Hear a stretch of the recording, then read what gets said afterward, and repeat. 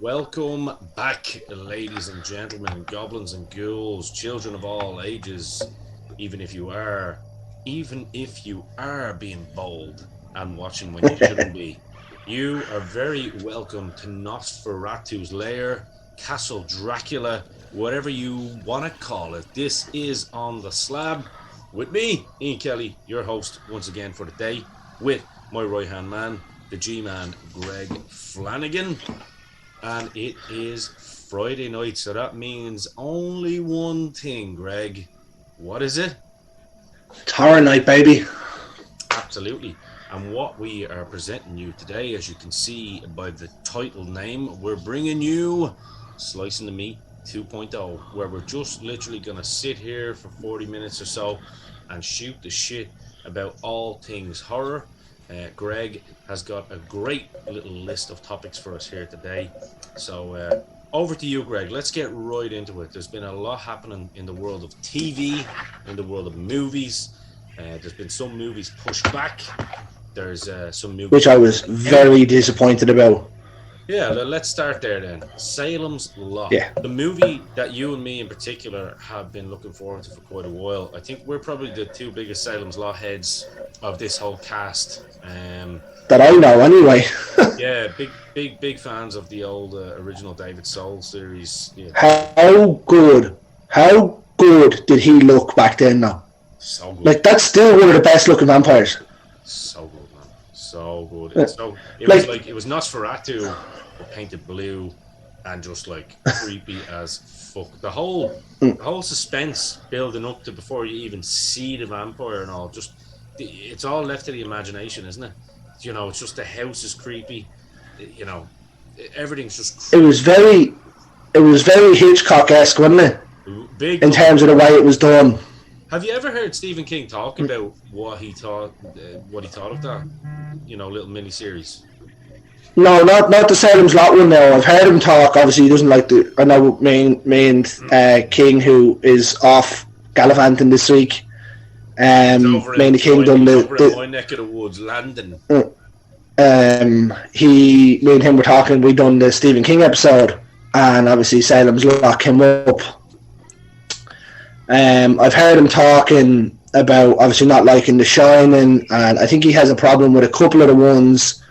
The Dark Tower, as far as I know, he didn't like, and a few others. I think he did like The Stand. I think he got a bit hard done by early on in the 90s when it's like made for TV movies bought all of his books to movies. Obviously, we had It, Christine, Cujo, Salem's Law, things like that. They all went straight to DVD. Isn't it crazy? Christine was obviously done with John Carpenter, isn't it mad? Yeah, but like that was mental that went straight. Mental that went, because that's a great fucking movie. And I will say, like, Lawnmower Man and all, by the way, another great movie in my opinion. That's so underrated. And a lot of people don't even realise that is... a lot of people don't even realise that that's Stephen King. I know, yeah. And that's, like, Pierce Brosnan is so good in that as well. Good old Irishman. One of his best roles for me. Good old Irishman. Yeah, it's one of his best roles for me. 100%. What a little gem that is a favourite of mine. One that me and my cousin watched. I know, that's a lie. One that I watched on my own one Saturday night. Do you remember when we've talked about this before? When you had that big box TV, the kids probably don't know what out here. And the one that if it fell on you, you'd still be underneath it. Yeah, and it had a VHS combo in it, so you could put the VHS if you wanted. With the 6 buttons in the middle. 6 buttons in the middle, mate, and you'd always press the wrong one for the volume. Turn it up. Oh God, it won't go down. Shit, I'm at to turn the fucking thing off. But one of the things I liked, one of the movies that I liked that went under the radar and a lot of people don't know about. It's a really hidden gem. Now, obviously, a lot of people watching this will know this movie, but it was on about 11 o'clock one Saturday night on Channel 4, of course, because Channel 4 was the best. The Night Flyer. This is one I've only seen once. Yeah. Do yourself a favour and go back and watch it, because it's obviously a vampire, and it's just this guy flying this black plane and only flies at night, just going around slaying motherfuckers. And you don't see much of him until the end. One of Billy Zane's first roles, actually, believe it or not. Billy Zane is in about 4 million movies. And you know what? He gets better with age. He's a great fucking actor, even with cameos. I'd say he doesn't even know how many movies he's been in. No, it's a bit like kind of Nick Cage and Samuel L., isn't it? Like, it's just... And same as Bruce Willis. They kind of, like, there's parts of their careers where they've found it in, and they've just taken roles for the sake of it. Yeah, well, you see, like, Billy Zane now, when he does roles, he always has little cameos, but he's always really good in them. He takes the cameos seriously. Like, he's a big boy now. Yeah. And he's gotten older. He doesn't really care about his hair anymore because he doesn't have any. Do you remember even, I know it's not horror, but do you remember The Phantom? Yeah. He was in The Phantom, the weird superhero movie that used to only ever be on Sky One. I had all the figures, man. Yeah. I had the figures, the purple outfit. Jeez. They made figures, did they? Yeah, dude. I had the Phantom figures, yeah. But awesome.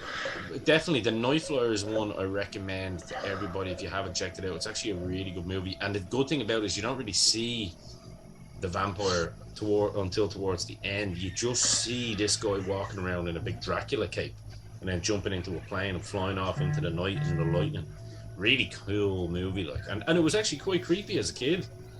So I must say, I haven't seen it in years, and I couldn't even tell you. It's one of the first times a movie's been mentioned on this show that I haven't really seen more than once. Great movie. So I'll go back and check that one out now, and see what I'll let you know later on. We're both looking forward to. And what's the latest? So it was due September 18th. I'm not sure what has caused the issue. They said a work schedule, so I don't know whether they didn't want to run it up against Halloween Ends, which is due out around that time, sort of September, October. Whether they thought that's going to be the big horror movie of the year, so they pushed it back now to April, which is bitterly disappointing for obviously the fans of the film and whatnot. But I mean, if it's not running against Halloween and it is actually scheduling issues, hopefully it's for the best. Maybe like the way they seen Sonic do it, where they didn't like the look of something, so they went back and changed the whole movie. I was thinking that there may have been something that they thought on, you know, because I know it went out on a test screen in America in a couple of cinemas, and it got a couple of mixed reviews. From what I can see online. Now, I don't know how accurate those statements are because obviously they're only mini reports. Yeah. But I was bitterly disappointed to see that it's pushed back to April. Although it does build for a good year of movies over the next 12 to 18 months, and I have some of them here as well that we'll go through. Yeah, let's go. And we'll see what we think. Yeah. Well, we might as well start. I know you're not a fan of the franchise. This franchise dropped a movie this year out of a random place, and it's the new Jeepers Creepers. Okay. Jeepers Creepers Reborn. I'd be interested in seeing it though. And I'm delighted that Victor Salva is no longer involved. Obviously, all the shit that's gone down and came out when he's been accused of and convicted of. And I don't agree with any of it. I do still like the movies, and I can separate the movies from the director, because it's not just it's not just the director. Like, there's hundreds of cast, crew that have all put hard work into it. Yeah. So I'm quite happy to see that now. All I know is the director, and I can't even think to pronounce his name. He was the guy who directed Iron Sky. Who is directing this, and it looks like it's all set in a house, and it's him trying to get to a few people. They're calling it Jeepers Creepers Reborn. Now, I'm hoping myself it's not a direct reboot and a continuation, but we'll be led to see, and it's due out November time. Be interesting if, like, you know, because I'm the same. I don't really like reboots. You know, it's very, very rare. There's not many, if any, reboots that, you know, have overtaken the original. But it'd be interesting to see, like, an origin kind of story of that. Yeah, see, that's what, like, I know when I got married there in 2017, Jeepers Creepers 3 had just been announced, and everyone knew because of the trouble that Salva had that it wasn't getting a cinema release.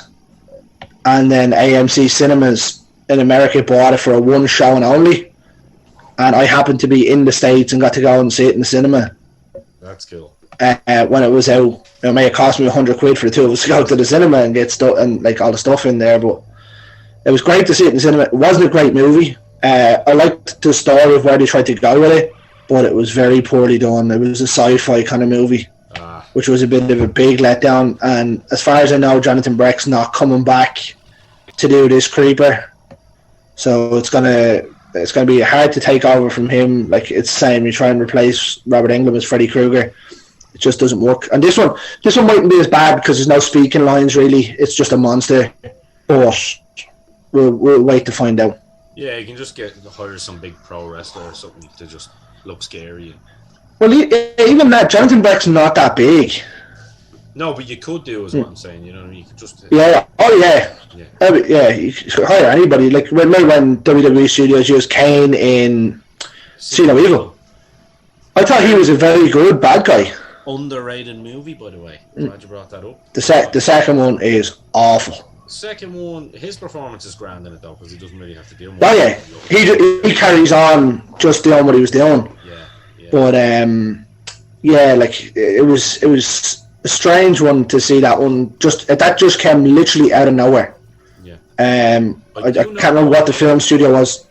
I don't know how some sort of Hollywood or even kind of, you know, decent director in the horror world has not latched on to Bray Wyatt in some way, shape, or form and tried to make a movie with that guy. My goodness. Even Alexa Bliss. Yeah, but both of them, but especially Bray Wyatt, because the Fiend was a great character. But that guy could just do so much, especially if you thought of a movie. Do you know what? I'm gonna go and write a script. Fuck that. Send it to WWE Studios there. 100%. Imagine like, you know, a really dark story down in the swamps of Louisiana kind of thing with him. You know, no filters, over 18s, all gloves are off. Really good. But no, Victor Crowley style. Oh, 1,000,000%. But no, that's cool. So what else have we got? Right, we'll go into a bigger one. Obviously, we have Prey coming out August 18th. Yeah. Coming straight to Disney Plus, which is the newest line of the Predator movies. And this looks fantastic. This one's set back in the... I don't know whether it's the Incans or the Aztecs time, and it's when I was all over it because of that, because it's showing you... Again, it's going back and showing you how... You know, because they are aliens, you know what I mean? They're predatorial aliens. It's going back to me to show you. Do you remember Alien vs Predator where he ran that story of the sacrifice chambers? Yeah. That's exactly what they're going back to do here, and I would not be surprised to see that chamber in the movie. What date did you say that was coming out? Almost 100% sure it's August 18th. It's coming straight to Disney Plus as well. I'll get you the proper date now. I had it wrote down. All this shit now, don't you? It's like... Yeah, it's great, isn't it? Prey... Sorry, it's coming August 5th, so even closer. Woof. Yeah. But you are watching this now, ladies and gentlemen. This is literally momentarily. This is but a blink of the next couple of days. Yeah. Next couple of days and we'll be grand. Oh my God. And the fact that it's coming straight to Disney Plus is a joy that you don't have to wait and go and see it in the cinema, or you don't have to wait for it to come to streaming or to DVD to buy it, or if you want to find it somewhere else. Get some of that proper popcorn that you see in Scream, and the early Screams that you oh, stop. You put on the pan. That she forgets to take off the pan. The stupid dafty bitch. Do not forget to take it off the pan if you're listening Yep. to this here show, because it means you're in trouble. It's generally not a good thing. You'll also never get the smell out of your house. Ever. That's a thing. That's a thing. Yeah. For sure. I like that. I'm looking forward to that. What else we got? There's so much. So, like, we've obviously got Scream 6 announced, which started filming. I've seen images today on Facebook of Courtney Cox back as Gail Weathers in her blue suit. Is she still melting? Yep. Okay. Absolutely. I don't think she should have been in. I think she should have been taken out. Do you But know what? Here's one for you, because I know we had a little bit of a back and forth on this, and I'd like to kind of give my opinion on air with the whole Neve Campbell thing. here we go. Yeah, we've been waiting for this. We haven't been on a show since that happened. Here we go. It's not gonna be a rant, but I would like to know how much Courtney Cox is getting paid. And Not as much. huh? Not as much. If the report says she's not getting paid nearly as much. As what Neve Campbell wants. Yeah.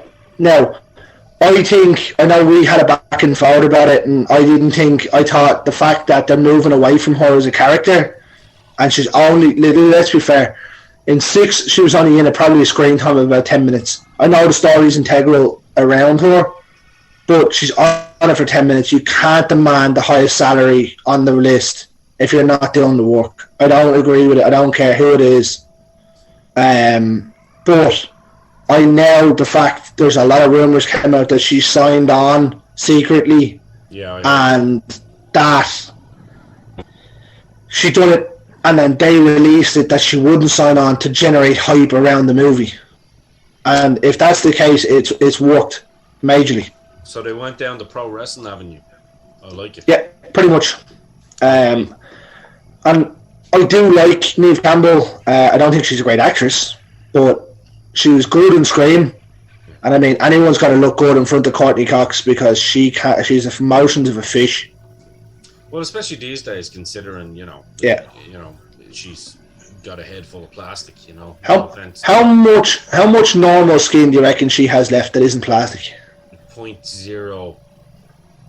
No, it's crazy. And it wasn't even that she was an ugly girl. She was a really good looking girl back in the day. Like, she was all right. She kind of reminded me of my auntie back in the day. So I was never really attracted to her. I was a Rachel. Well, everyone was a Rachel girl, but I always thought she was good looking. Oh no, but, she was a pretty woman. I mean, we actually, it's funny enough, a previous job that I was in, I happened to be there. Not be there. I was on my day off in Dublin Airport. You were saying that, yeah. Yeah, and she rocked up with your man from Snow Patrol, but yeah. So, but look, she's a good character in the show. Gail Winters, she's a great. She is, it's a great role for her. It's a good role, and I like to see them all. You know what I mean? And again, I think that's cool.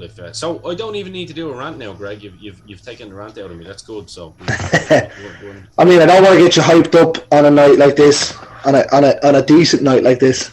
That's true. That's true, because it's too hot out anyway. So we have Patrick Wilson's directorial debut. He's going in to do Insidious 5. Yes, I'm looking forward to this. I'm a big Paddy Wilson fan, and I call him Paddy Wilson. I'm not on first name basis with him, but guess what? I've been supporting his career from day one, so he's Paddy to me.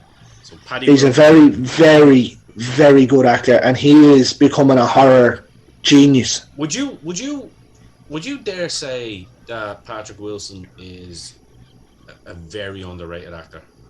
Oh, 100%. Me too. And 100%. I've heard the argument, that he plays the same role and everything, and I was like, no. No, that's literally only the last 10 years that started happening for him. When he got into The Conjuring and he played Ed Warren. Ed Warren, sorry, I couldn't think of his first name. And then he obviously got into Insidious. Those two were the only two roles that I found him being extremely similar in. But I mean, what other way is he going to be? There you have it, right? So people are saying he's only one type of actor, right? There's Lynn Shay, who's in Insidious, right? She's in Nightmare on Elm Street. She's in about every ghost movie ever made, playing the same character, and no one will say that about her. She's a great actress. She's this, that, and the other. 100%. What's the difference? If you're making the money and you fit the roles, go to the well as much as you can. 1,000,000%. I mean, Patrick Wilson, like, what's he meant to do? Put more of a southern drawl on his accent or something just to appease people? I don't know. Like, it's no, just bollocks to that. I'm really looking forward to this. Again, I'm a big fan of him. He knows the franchise. He knows the movies. Yeah. You know, he's probably the most integral part of Insidious. Do you know what I mean? But he was in the first three, or the first two. Yeah. And then I've watched the fourth one once, and I was like, I don't know, I can't remember if I liked it or I didn't like it. I'd had a few fizzy. Not as good. To put it that way. I'd had a few fizzy beverages at that stage. Fair. But 3 was okay, but 1 and 2 were brilliant. The red-faced demon and the weird cross-dresser guy woman thing. I'm not exactly sure what it was. It was a man dressed up. It's 2022. You see it every day. Just. No, it was the man. It was the man dressed up as the old woman that was following him when he was younger. I think that's what it was. Yeah, it was creepy, man. Yeah. So that's obviously coming out. There's no date for that. A little bit more of a light-hearted horror. Hocus Pocus 2 announced by Disney. My missus bought the Disney signature line of the original dolls that are in this really cool packaging there last week. I actually got them for her birthday. And they're really cool, and she got them at a really good price because I said, you buy them now, they are going to be worth 10 times more. They'll be worth a few pound. Yeah, so, and what I like about this, it's all the original casting. Not everybody. The guy who done the voice for Zachary Binks, the cat. Oh, the 3 girls, yeah. And I tell you what, Bette Midler looks amazing for her age in this. You see, the women that carry a bit more, meat on the bones, they kind of age better. And that's not made of plastic. Exactly. That's what I'm saying. So, I've been accused of a lot of things there, but I just paid the ultimate compliment there to Bette Midler and to women that don't need to surgically fuck themselves. Enhance themselves. Yeah, exactly. But, so that's more of a light-hearted one that's coming out. That's coming straight to Disney Plus in October as well, so that tells you that that's nearly finished. Disney Plus are going for it, aren't they, with this shit? I'd say this is probably 15 years in the making. Maybe more. Because remember, every year it's coming out and it's like, it's happening. And then the promo they dropped for it was Bette Midler came out on stage and sang, "You've got a spell on me." At some random thing, and everyone was like, "Is it happening?" Yeah. No, and now it is. I love Hocus Pocus 1, but I don't think it needed a second one. I think it just should have stopped there. Just as a bit of fun, you know what I mean? Because it doesn't. Oh yeah, I'll watch it and I'll be like, the fact that I know it's a 2 and not a remake, I probably won't be as harsh on it. Because I have a feeling it's going to be absolutely terrible. Well, look, I'm not a big fan of the first one either, so that's why I say it's a bit of fun. You know what I mean? I know, I do like the first one now, I must say. Okay. Right, let's get back into a bit darker. We've got Final Destination 6. Listen, I actually thought they were on about 15 at this stage. Doesn't bother me how many of them they bring out. I always watch them. It's just one of those franchises, isn't it, that you know what you're getting. And it's like Saw, isn't it? You watch it for the death scenes. Yeah. Doesn't care how bad the story is. Yeah, you know what you're getting. There's going to be some cool scenes in it, and you're going to watch it. It's kind of like, Saw 100%, but it's kind of like The Purge as well. Although with The Purge, obviously, the last one was actually really good, I thought, to be fair. It was actually... Tombstone Ted's going to disown me for this, but I've only seen the first Purge. Oh, so Ted... That's all I've seen. Side with this shit, is he? Happy days. Oh, Ted's the reason I watched the first one. He just kept going at me. I was like, fine, I'll fucking watch it. Leave me alone. But you see, they call him Tombstone Ted for a reason. He's got a dark side. The people that meet Ted and, he's quiet and all, but he's got a dark side. He's got Yeah, he's got a great knowledge for movies too. Obviously, we've seen on Retrotainment and Retrotainment Recast as well, and on here. His memory is like second to none, man. He could tell you. He's like the fucking Rain Man. Oh, definitely. Obviously, then I'll just run through a couple of the TV shows because I haven't watched any of them in terms of the first season. So there's the Squid Games 2. There's Chucky season 2. Squid Games 2. Now, like that. Well, that was a generational show, wasn't it? Like, to see. I didn't watch it. Well, even if you didn't, but to see, like, you can still comment on the fact that that was a generational show in the sense that to see so many people not being bothered by subtitles. Now, I'm sure a lot of people cheated with the dubs and stuff like that. And you can dub it, can you? Yeah. Netflix give you that, and they give you the dub thing. But for me, I was kind of like, okay, let's go and watch it. Now I watched both. I watched a bit of both. Like when I was coming in late, tired. Yeah, tired. I was like, fuck that shit. I just want to hear it. But that was definitely a generational show in a lot of ways. I'm not saying in any shape or form that it was the best one because, it's not. But it was just very unique. Look, the Asians, the South Koreans, and the Japanese, and stuff like that. Amazing when they put their hand to horror. It's just that's it. Something different, isn't it? I heard some shitty podcast there the other day, talking about J-horror, trying to say that The Ring was better than Ringu. It's two random girls. I don't know who it was, but I was like, all right, I'm switching it off now. So no. So I not for me. Shit like that. No, not for me. Like even I said to you the other morning there. I said even Rec is a million times better than Quarantine, and that's Spanish horror. Rec 2 was fantastic as well, wasn't it? Rec 2 might have been better than Rec 1. It was. I think it's just the end of Rec 1 was better than the end of Rec 2. Yeah, but Rec 2, Jesus Christ. And you know what? The Spanish, man. We talk about the Italians, we talk about the French have some underrated gems as well. Oh, stop.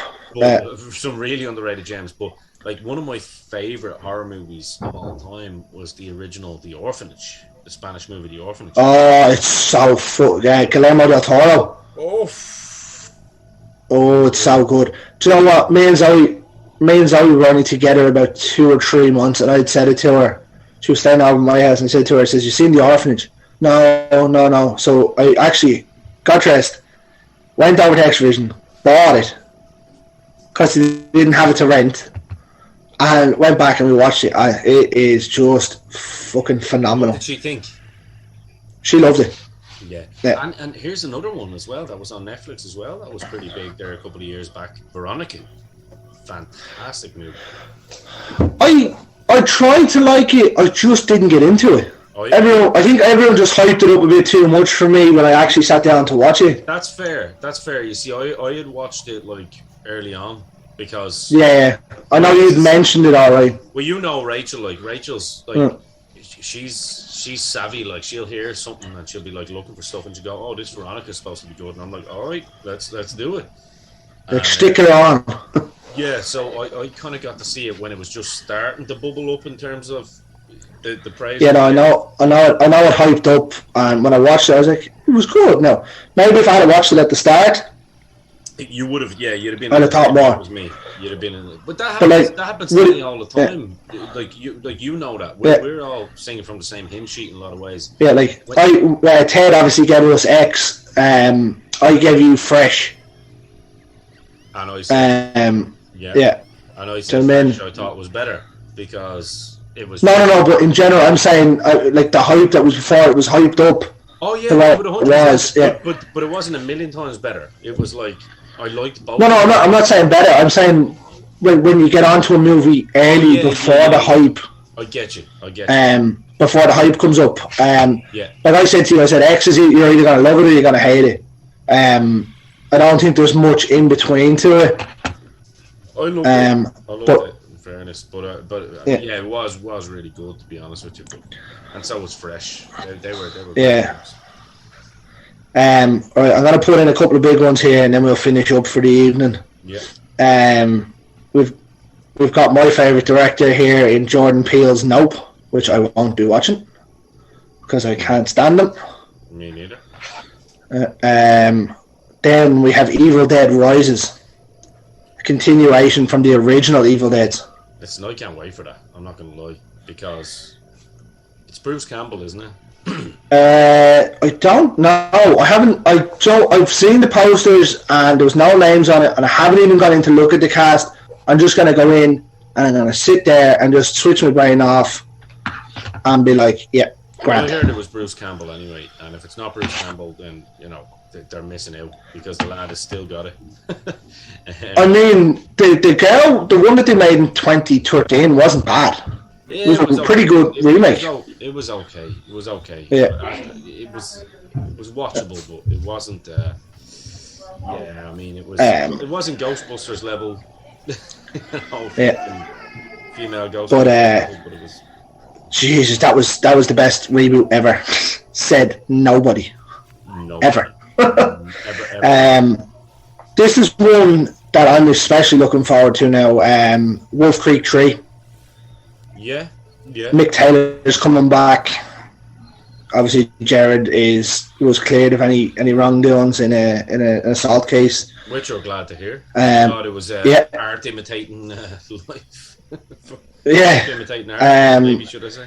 No, I'm not sure how much further they can go with this. I'm just intrigued to see what they do with the storyline. Yeah. Because the TV show they made off this was brilliant. I never watched it. Yeah, they only made 2 seasons of it. Was brilliant. Yeah, I will check. And then obviously one for Tombstone Tale. I'll throw in A Quiet Place 2 or A Quiet Place 3.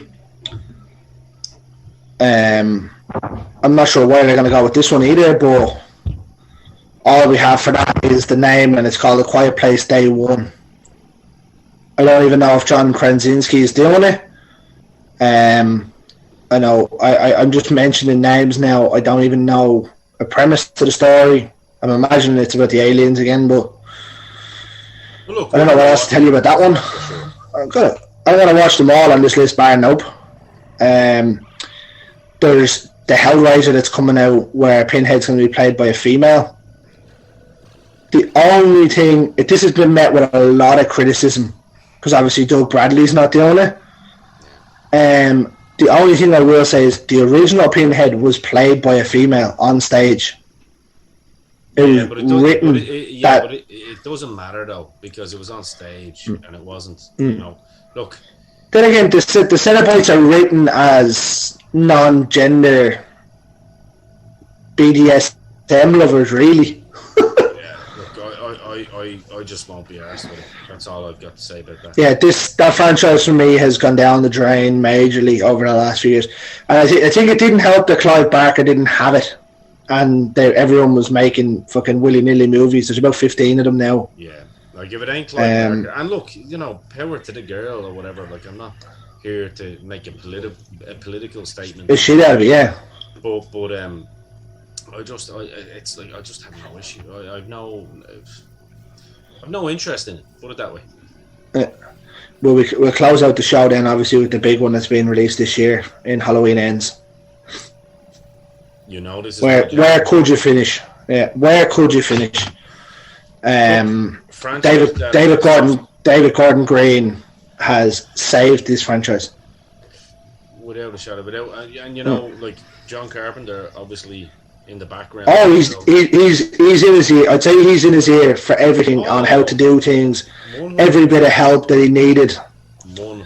And stay true to it. It's like if you were going to do something with Jaws, you know what I mean? You want Spielberg there, although fucking Spielberg, let me down on the latest Jurassic World. So I haven't seen it yet. yeah, just don't bother, I would say. I had heard that, yeah. Yeah, don't bother. But Spielberg was an executive producer on it too. I was like, so all he's doing is sitting collecting a check. But usually he cares, do you know what I mean? Usually he cares, but maybe on this one he just went, you know what, if this is the last one, put my name on it and I'll fuck off, you know what I mean? Yeah. But going back to Halloween though, look, this is the one we've been waiting for, isn't it? Yeah, well, like, to think, I always said, and I know it was contentious even back when I was on Denmark Dozen the first time, all those years ago, I'd said that Halloween was the lowest of the 5 for me because I just found it boring. After the first two, 3, I don't even really count in it. It's just a good movie on its own. 4 was okay. Anything, 4 was okay, I thought. Resurrection, H2O, Halloween 52. Hey, listen, H2O, they were all. Let's not put that anywhere. You're talking No, but Ghostbusters female territory here. yeah, it was so bad. And then I didn't bother with I'd watch the 2 Rob Zombie ones. They didn't do it for me. They weren't bad, but they didn't do it for me.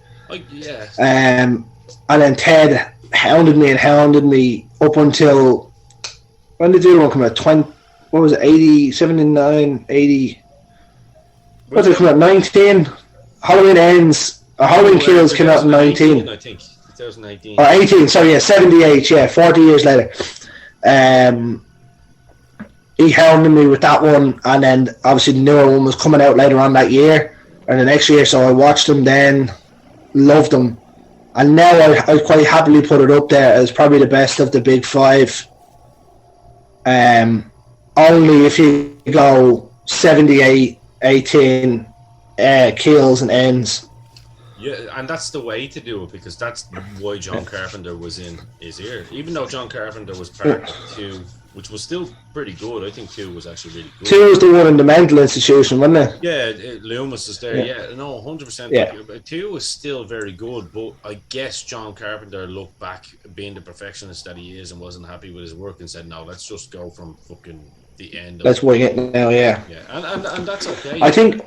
You did. You said it to me, and you actually said it to me. You were like, "All right," because obviously I was telling you as well. I was like, "I'm the Halloween guy," as you know. Yeah.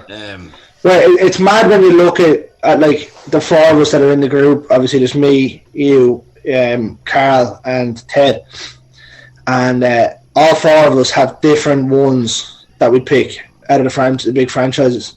Yeah. And you'll see that on an episode coming up in the next couple of weeks. We're gonna have another guest on with us, and we're gonna break down the big 6 or the big 5. Sorry, the big 5. Yeah. But yeah, I think with this one, everyone was pitching at me how good it was, and I was like, you know what, lads, I just can't be bothered. I'm sick of this slow moving fucking. Oh, I'm gonna walk you down. You could be chasing Usain Bolt, and you'll catch him in 100 yards. Fucking stalker one.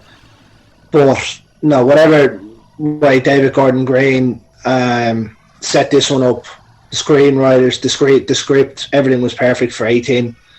And obviously getting Jamie Lee Curtis back was a major one. See, I know she was in. Yeah, but she's still a legitimate good actor, and she played a big role in it. Exactly. Yeah, exactly. But like 18, like the thing is, Scream 5 would have got made with or without Neve Campbell, right? Halloween 18 doesn't make any sense without Laurie in it. Of course. Because obviously it's based around her family. It's the whole narrative. Yeah. Yeah. But getting Jamie Lee back was amazing, especially after the debacle of the H2O. Man, some of the... And like I'd say she really regrets that. Yeah, and I kind of like the way she was, like in the last 2 as well, like how she has been, like with the the long grey hair. She's just aged gracefully. Yeah, and she's just gone with it. And so believable in that character as well, and in the context of that character, that she's obviously a bit of a nut job because of what happened to her. Like, she has the shudder. As you would be. As you would be, you know what I mean?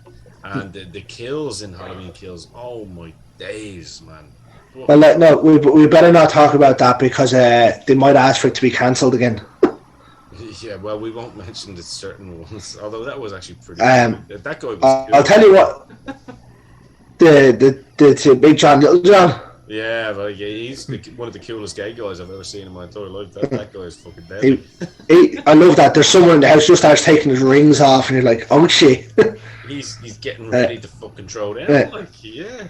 But I'm very intrigued. Like a lot of people, Halloween Kills was met with a bit of criticism that it was just made for it. And I was like, okay, it was made as a makeshift bridge between 18 and this one. Exactly. And they needed to put something in the middle because they weren't going to make a 3-hour long 18 one because no one's going to sit it. Yeah, exactly. And they're not going to make a 3-hour long this one. Like, that's the problem with horror movies. When they make them too long, they lose all interest. Yeah, exactly. And that's what I'm saying. It's like they've literally, what they've done here is like stick with us for the trilogy. And it'll be worth it. You know what I mean? And this is going to be... And boy, has it been so far. Whew. I'm telling you. Come October, I will watch 78-18 Kills again before I go. Listen, and you might... Probably, I might even take a trip out to Arklow with the missus and we might just all do it together. Fuck it. That's what I was going to say. We'll all get Carl with you as well. Me, you, Ted, and Carl go and see it in the cinema. We'll just have a little on the slab day out. Sounds good to me. Yeah, but I think we'll leave it there with some of the upcoming movies. I think so. I think that's all we've got time for this week. Something to whet the appetite for all the horror fanatics. And I suppose all that's left to be said in terms of taking care of business, please do continue to follow us on all of our socials. Obviously, Greg runs the Instagram side of things, so Greg is always available on Instagram there. And so we're at on the Slab Horror on Instagram, we're on the Slab Horror on Twitter, which is my side, and which are lighting up. Yeah, we're getting a lot of followers there, which is really cool. And I wake up every morning with about 15 or 20 messages. This person's followed. And I was like, I've turned this notification off. Why is it happening? And then, of course, we're on the Slab on Facebook as well. And on the Slab Horror at gmail.com, I believe is the... On this OTS Horror 10 at gmail.com. OTS Horror 10. There we go. See, and what I control, which is... and what I will say is, over the next few weeks, I'd say keep an eye on the Retrotainment Recast page because you might get the long-anticipated rematch between the Dynamo and the King. We won't drop too much yet. I'm coming for the King because I was royally screwed the last time. He got the sympathy vote on the last one, which made it a draw. So I'm just... Oh, you got the last one. I'm saying, no, did we not get the draw? It was a draw, but you picked up the last point to get the draw. Oh yeah, but like, come on, I was right all over. And it was an amazing pick. Yeah, it was. In fairness, it was very strategic. I was playing chess while Carl was playing checkers. So but I would say to Carl, I'm going to cut a promo on Carl now, as only the Dynamo can. Carl, while you're playing checkers, I'm constantly playing 5-dimensional chess. So when Sheldon Cooper style, when this happens, Donald Trump style, I'm coming in heel. I want everyone to be on your side. I'm going to wear my Make America Great hat again. I don't own one, but I'll get one. And he's going to get a white hat and just write Make America Great again. I have a couple of Calgary Flames ones there, so I'll figure it out. But Carl, all I'm saying is bring your A game, baby, because Dynamo's coming for you. And when I come for you and beat you, then I'll come on you. And that is all we have time for this week. That is all we have time for this week. For me, your host, once again, Ian the Dynamo Kelly. Shout out to Tombstone Ted and Carl King Rowe. We love you, boys. And we'll have the full panel on again sometime soon. For Greg, the G-Man, Captain G himself, this has been your weekly fix of On the Slab Horror Show. And until next time, we are over and out. Stay scared, stay hungry, but most importantly, always, always look under your bed.